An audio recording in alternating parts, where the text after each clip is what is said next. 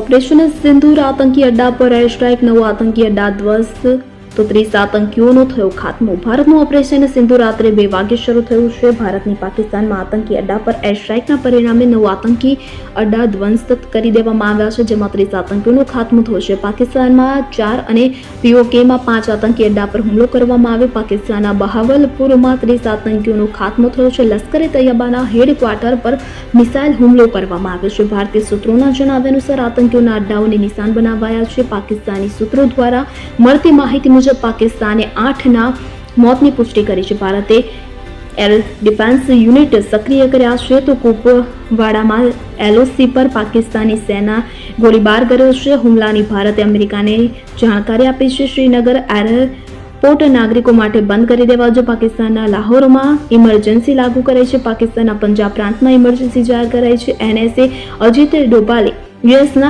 NSA સાથે વાતચીત કરી છે. અમેરિકાએ જણાવ્યું છે કે અમે પરિસ્થિતિ પર નજર રાખી રહ્યા છીએ.